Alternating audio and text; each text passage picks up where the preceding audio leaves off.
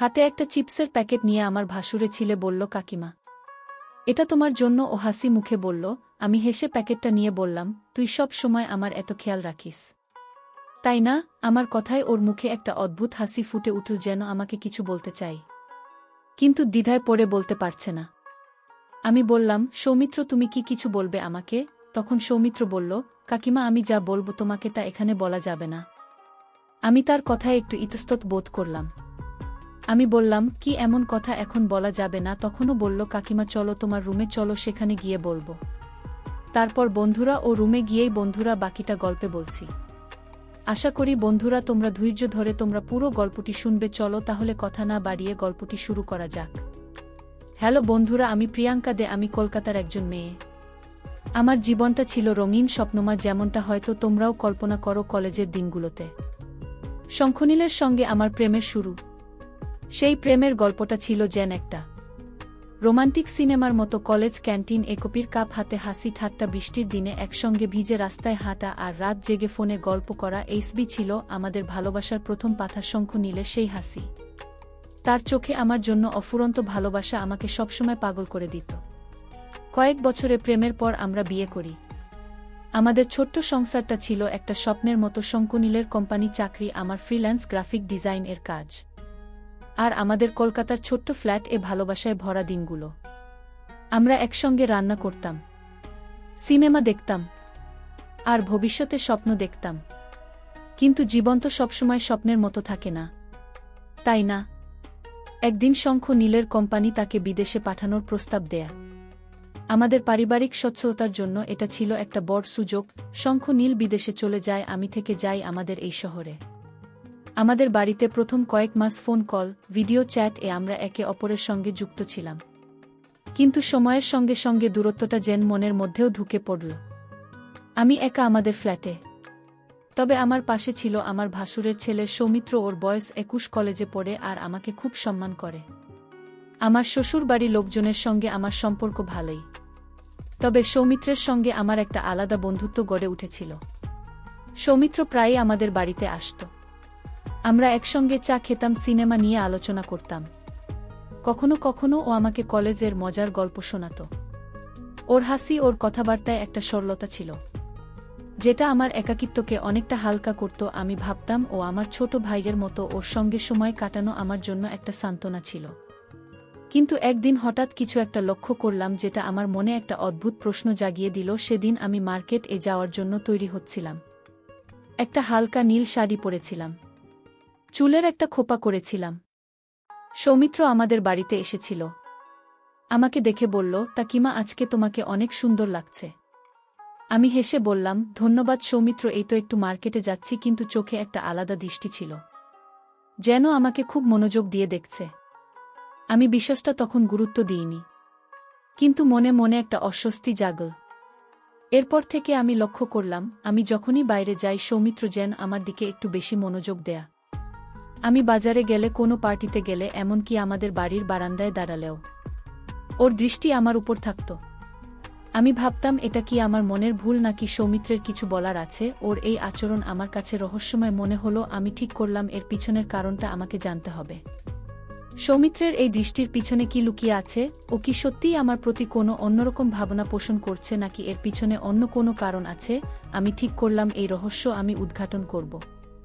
কিন্তু কিভাবে? সরাসরি ওকে জিজ্ঞাসা করব, নাকি আরও কিছু সময় লক্ষ্য করব? আমার মনের মধ্যে একটা দ্বন্দ্ব চলছিল। আমি শঙ্খনীল এর কাছে এই বিষয়ে কিছু বলিনি, কারণ আমি নিশ্চিত ছিলাম না। তবে আমার মনে একটা প্রশ্ন বারবার ঘুরছিল, সৌমিত্র, তুমি আমাকে এভাবে কেন দেখো? এই রহস্যের জট খুলতে আমার আরও সময় লাগবে। আমি ঠিক করলাম, আমি সৌমিত্রের উপর নজর রাখব। ওর প্রতিটি কাজ, ওর কথাবার্তা আমি খুব সাবধানে লক্ষ্য করব, কারণ আমি জানতে চাই ওর এই আচরণের পিছনে আসল উদ্দেশ্য কি। বিশ্বাসটা নিয়ে আমি মনে মনে ভাবতে শুরু করলাম। সৌমিত্রের আচরণ আমার মনে একটা অদ্ভুত অস্থিরতা তৈরি করছিল। আমি যতবার বাইরে যেতাম ততবারই ওর দৃষ্টি আমার পিছু নিত, কখনো মার্কেটে, কখনো বন্ধুদের সঙ্গে আড্ডায়, এমনকি আমাদের পাড়ার ছোট্ট পার্কে হাঁটতে গেলেও ওর উপস্থিতি আমি টের পেতাম। ও কখনো কাছাকাছি থাকত, কখনো দূর থেকে দেখত, কিন্তু আমার মনে হতো ওর চোখ আমার প্রতিটি পদক্ষেপ লক্ষ্য করছে। আমি ভাবতাম এটাকে সত্যিই আমার মনের ভুল নাকি সৌমিত্রের কোনো উদ্দেশ্য আছে। একদিন দুপুরে আমি আমার বান্ধবী কৌশানীর সঙ্গে কফি শপে দেখা করতে গিয়েছিলাম। কৌশানী আমার কলেজের বন্ধু। আমাদের মধ্যে সব কথা খোলাখুলি হয়। আমি তাকে সৌমিত্রের কথা বললাম। কৌশানী আমার ভাসুরের ছেলে সৌমিত্র, সে আমার প্রতি খুব মনোযোগ দিচ্ছে। আমি যেখানেই যাই ও যেন আমাকে ফলো করে, আমার কেমন যেন অস্বস্তি হয়। কৌশানী হেসে বলল, প্রিয়াঙ্কা তুই বোধহয় বেশি ভাবছিস, তোর ছোট ভাইয়ের মতো হয়তো ও শুধু তোর খেয়াল রাখছে। কারণ শঙ্কা নীল তো বিদেশে। কৌশানীর কথায় আমি একটু ভাবলাম হয়তো সত্যিই আমি বেশি ভাবছি, কিন্তু তবুও আমার মনের কোনো একটা সন্দেহ রয়ে গেল। আমি ঠিক করলাম আমি সৌমিত্রের সঙ্গে খোলাখুলি কথা বলবো, কিন্তু সরাসরি প্রশ্ন করলে ও হয়তো অপ্রস্তুত হয়ে পড়বে। তাই আমি একটা পরিকল্পনা করলাম। আমি ওকে আমাদের বাড়িতে ডাকব আর স্বাভাবিকভাবে কথা বলে ওর মনের কথা বোঝার চেষ্টা করব। পরের দিন সন্ধ্যায় আমি সৌমিত্রকে ফোন করে বললাম, সৌমিত্র আজ একটু আমাদের নাড়িতে আসিস। আমি একটা নতুন রেসিপি ট্রি করছি। এসে খেয়ে বল কেমন হয়েছে। ও খুব উৎসাহ নিয়ে বলল, ঠিক আছে কাকিমা, আমি আসছি। সৌমিত্র এলো। আমরা একসঙ্গে রান্নাঘরে বসে গল্প করতে লাগলাম। আমি ইচ্ছাকৃতভাবে বললাম, তুই তো আজকাল আমার পিছু পিছু ঘুরিস, কি ব্যাপার বলতো। আমি হাসার চেষ্টা করলাম যাতে কথাটা হালকা মনে হয়। সৌমিত্র একটু থতমতকে বলল, আরেক আকিমা, কি বলছো তুমি? আমি তো শুধু তোমার খোঁজখবর রাখি, তুমি তো একা থাকো, তাই ভাবলাম।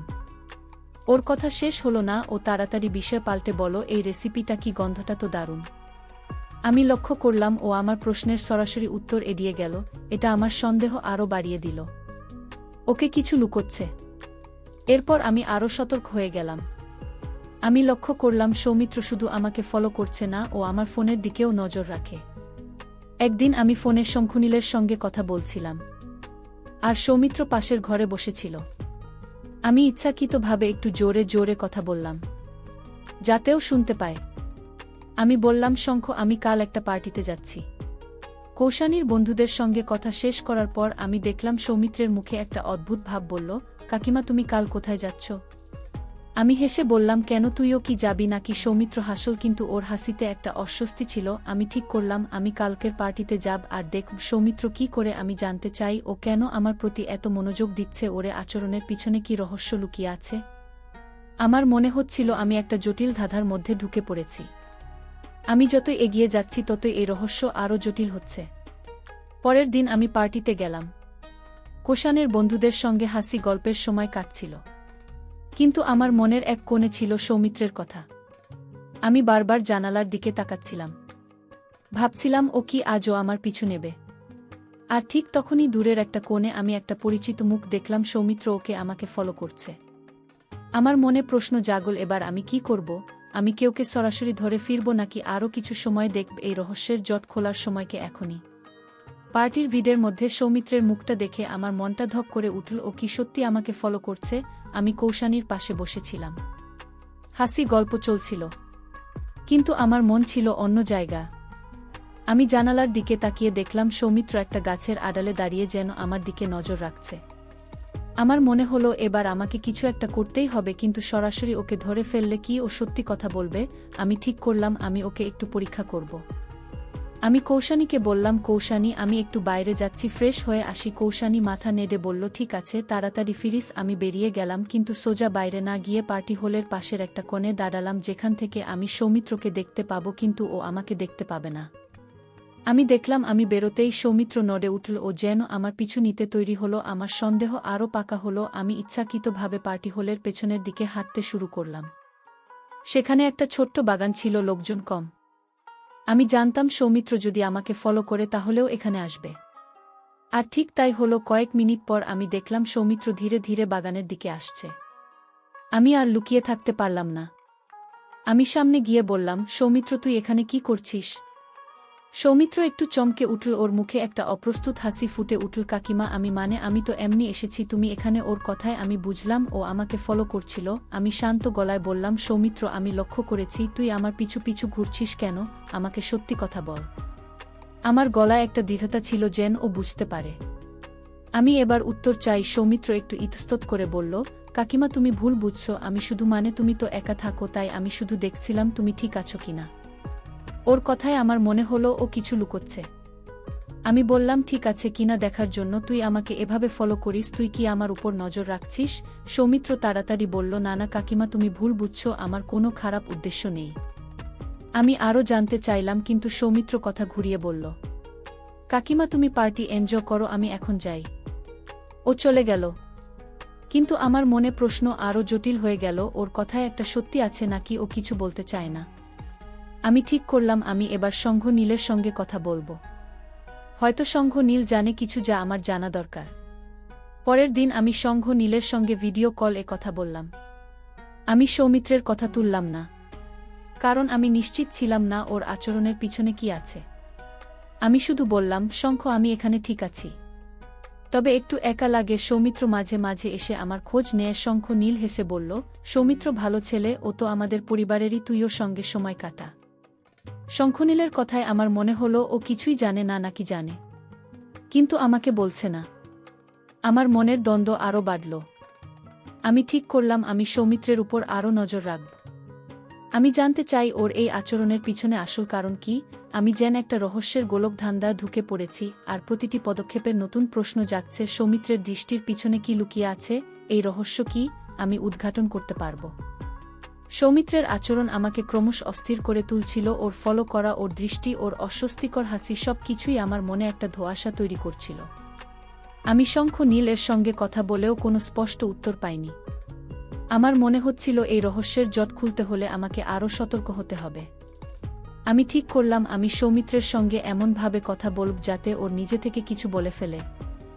একদিন সকালে আমি সৌমিত্রকে ফোন করলাম, সৌমিত্র আজ বিকেলে আমাদের বাড়িতে আসিস, আমি একটা নতুন সিনেমা দেখব, তুইও থাকিস। আমি জানতাম ও আমার আমন্ত্রণ ফিরিয়ে দেবে না। বিকেলে ও এলো হাতে একটা চিপসের প্যাকেট নিয়ে। কাকিমা, এটা তোমার জন্য, ও হাসি মুখে বলল। আমি হেসে নিয়ে বললাম, তুই সব সময় আমার খেয়াল রাখিস তাই না? আমার কথায় ওর মুখে একটা অদ্ভুত ভাব ফুটে উঠল, যেন ও কিছু বলতে চায় কিন্তু বলছে না। আমরা সিনেমা শুরু করলাম, কিন্তু আমার মন ছিল অন্য জায়গা। সিনেমার একটা দৃশ্যে নায়িকা তার বন্ধুর সঙ্গে রহস্য নিয়ে কথা বলছিল। আমি ইচ্ছাকৃতভাবে বললাম, দেখ সৌমিত্র, এই নায়িকাটাও আমার মতো, কেউ তাকে ফলো করছে, আর সে বুঝতে পারছে না কেন আমি ওর দিকে তাকালাম। সৌমিত্রের মুখ শক্ত হয়ে গেল। ও বলল, কাকিমা তুমি এসব নিয়ে বেশি ভাবছ, আমি তো শুধু তোমার ভালো চাই। আমি আরেকটু চাপ দিলাম, সৌমিত্র আমি বুঝতে পারছি তুই আমাকে ফলো করিস, তুই কি আমার উপর নজর রাখছিস, তুই কি শঙ্খ নীলকে কিছু বলিস? আমার প্রশ্নেও চুপ করে গেল। কয়েক মুহূর্ত পর ও বলল, কাকিমা তুমি সত্যি ভুল বুঝছো, আমি শুধু তুমি যাদের ঠিক থাকো তাই দেখি। ওর কথায় আমার মনে হলো ও কিছু লুকোচ্ছে। আমি আর জোর করলাম না, কিন্তু আমার সন্দেহ আরও বাড়ল। পরের দিন আমি কৌশানীর সঙ্গে দেখা করলাম। আমি তাকে সব খুলে বললাম। কুসানি, আমি সৌমিত্রকে সরাসরি জিজ্ঞেস করেছি, কিন্তু ও কিছু বলছে না। আমার মনে হয় ওর পেছনে কোনো বড় কারণ আছে। কৌশানী একটু ভেবে বলল, প্রিয়ঙ্কা তুই একটা কাজ কর, তুই ইচ্ছাকৃতভাবে কোথাও যা আর দেখ ও কি করে। যদিও তোকে ফলো করে তাহলে তুই ওকে ধরে ফেল। কৌশানীর পরামর্শ আমার মনে ধরল। আমি ঠিক করলাম আমি একটা ফাঁদ বাঁধব। আমি সৌমিত্রকে বললাম, আমি কাল একটা আর্ট গ্যালারিতে যাচ্ছি, তুই যাবি? ও তাড়াতাড়ি বলল, না কাকিমা, আমার কলেজের কাজ আছে। কিন্তু আমি জানতাম ও হয়তো আমাকে ফলো করবে। পরের দিন আমি আর্ট গ্যালারিতে গেলাম।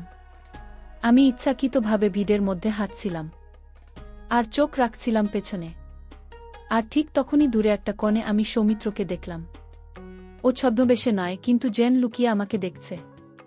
আমার ধৈর্যের বাঁধ ভেঙে গেল। আমি সৌমিত্রের দিকে এগিয়ে গেলাম।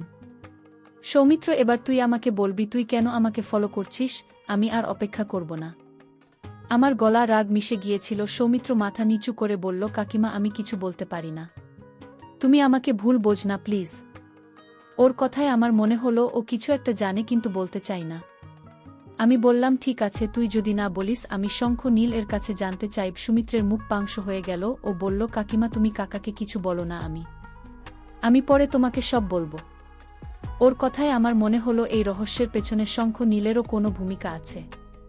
আমি আর কিছু না বলে চলে এলাম, কিন্তু আমার মনে একটা ঝড় বয়ে যাচ্ছিল। সৌমিত্র কি লুক হচ্ছে, আর শঙ্খ নীল কি সত্যিই এর পেছনে জড়িত? এই রহস্যের জটকে আমি খুলতে পারব। সৌমিত্র কথা আমার মনের মধ্যে ঝড় তুলে দিয়েছিল। ওর মুখের সেই পাংশুভাব, ওর চোখে সেই অস্বস্তি, এসব আমাকে আরও বেশি সন্দেহের মধ্যে ঠেলে দিল। ও কেন আমাকে ফলো করছে, আর শঙ্খনীলের সঙ্গে আর কি সম্পর্ক? আমি ঠিক করলাম এবার আমি শঙ্খনীলের সঙ্গে সরাসরি কথা বলবো। আমার মনে হচ্ছিল এই রহস্যের চাবিকাঠি হয়তো শঙ্খনীলের কাছেই আছে। সেদিন রাতে আমি শঙ্খনীলের সঙ্গে ভিডিও কলে কথা বললাম। আমি ইচ্ছাকৃতভাবে কথা শুরু করলাম হালকা মেজাজে। তুই জানিস সৌমিত্র আমার খুব খেয়াল রাখে, কিন্তু মাঝে মাঝে আমার কেমন যেন অস্বস্তি হয়।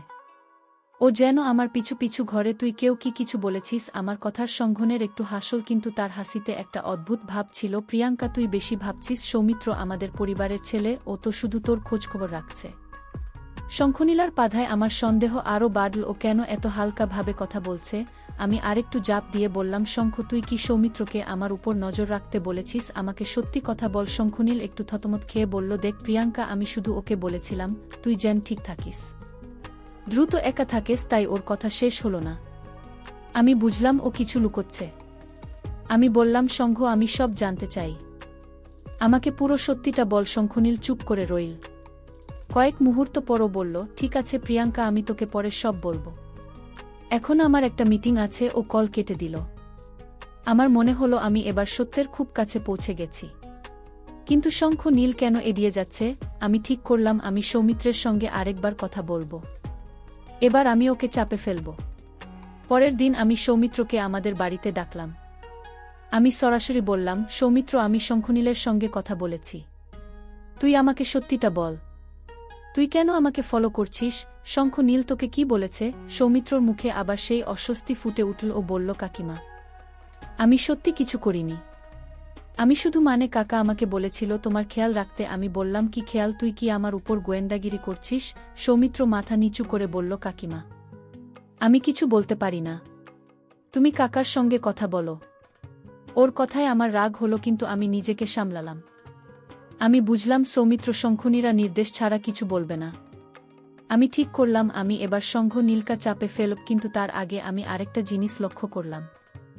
সৌমিত্রার ফোনে একটা মেসেজ এলো। আরও তাড়াতাড়ি ফোনটা লুকিয়ে ফেল। আমার মনে হলো এই মেসেজের মধ্যেও কিছু আছে। আমি কৌশানীর সঙ্গে আবার দেখা করলাম। আমি তাকে সব বললাম। কৌশানী বলল, প্রিয়াঙ্কা, এটা স্পষ্ট যে শঙ্খনীলার সৌমিত্র কিছু লুক হচ্ছে। তুই একটা কাজ কর, তুই শঙ্খনীলকে বল তুই সৌমিত্রার ব্যাপারে পুলিশের কাছে যাবি, দেখ। তখনও কি বলে আমি কৌশানীর পরামর্শে একটু ভয় পেলাম। পুলিশের কথা বলাকে ঠিক হবে, কিন্তু আমার আর কোনো উপায় ছিল না। আমি জানতে চাই রহস্যের পিছনে কি আছে। সেদিন রাতে আমি শঙ্খনীলকে আবার কল করলাম। আমি বললাম, শঙ্খ, আমি আর অপেক্ষা করতে পারছি না। সৌমিত্র আমাকে ফলো করছে, আর তুই কিছু লুক করছিস। আমি কাল পুলিশের কাছে যাব। আমার কথার শঙ্খনীলের গলা ভারী হয়ে গেল। ও বলল, প্রিয়াঙ্কা, তুই এমন করিস না, আমি তোকে সব বলছি, কিন্তু এখন নয়, আমি কাল ফিরছি, আমি এসে সব বুঝিয়ে দেব। আমি অবাক হয়ে গেলাম, শঙ্খনীল ফিরছে, এই রহস্যকে এবার খুলবে। শঙ্খনীলার কথা শুনে আমার মনের ঝড় থামেনি, বরং আরও বেড়ে গিয়েছিল। ফিরছে এত তাড়াতাড়ি! আমার মনে হচ্ছিল এই রহস্যের জট এবার খুলবে। কিন্তু আমার মনে একটা ভয়ও জাগছিল, যদি এর পিছনে কোনো বড় সত্য থাকে যে আমাকে আঘাত করে। আমি সারারাত ঘুমাতে পারিনি, শুধু ভাবছিলাম সৌমিত্রার আচরণ আর শঙ্খনীলের গোপনীয়তার পিছনে কি আছে। পরের দিন সকালে শঙ্খনীল কেল্ল। ওকে দেখে আমার মনের মধ্যে একটা অদ্ভুত অনুভূতি জাগল, ভালোবাসা, রাগ আর বিভ্রান্তি মিশে গিয়েছিল। আমি ওকে সরাসরি বললাম, শঙ্খ, আমাকে এবার সব বলো, সৌমিত্র কেন আমাকে ফলো করছিল? তুই ওকে কি বলেছিস? শঙ্খনীল একটা দীর্ঘশ্বাস ফেলে পড়ল। প্রিয়াঙ্কা, বোস, আমি সব বলছি। শঙ্খ নিয়ে শুরু করল, তুই জানিস আমি বিদেশে গিয়েছিলাম আমাদের ভবিষ্যতের জন্য, কিন্তু আমার মনে সব সময় একটা ভয় ছিল। তুই এখানে একা, আর এই শহরে অনেক কিছু ঘটতে পারে। আমি চাইনি তুই কোনো বিপদে পড়িস, তাই আমি সৌমিত্রকে বলেছিলাম তোর একটু খেয়াল রাখতে। আমি অবাক হয়ে বললাম, খেয়াল রাখতে? তাই বলে আমাকে ফলো করবি, আমার প্রতি পদক্ষেপের নজর রাখবে? শঙ্খনীল মাথা নিচু করে বলল, আমি জানি আমি ভুল করেছি, আমার উচিত ছিল তোকে সব বলা, কিন্তু আমি ভেবেছিলাম তুই হয়তো রাগ করবি। আমি শুধু চেয়েছিলাম তুই নিরাপদ থাকিস। সৌমিত্রকে আমি বলেছিলাম তুই যেন কোনো খারাপ মানুষের সঙ্গে মিশতে না পারিস। ও শুধু আমার কথা রাখছিল। আমার মনে একটা মিশ্র অনুভূতি জাগল। আমি রাগও করছিলাম, আবার শঙ্খনীলের এই চিন্তার জন্য ভালোবাসাও বাড়ছিল। আমি বললাম, শঙ্খ, তুই আমার উপর ভরসা করিস না।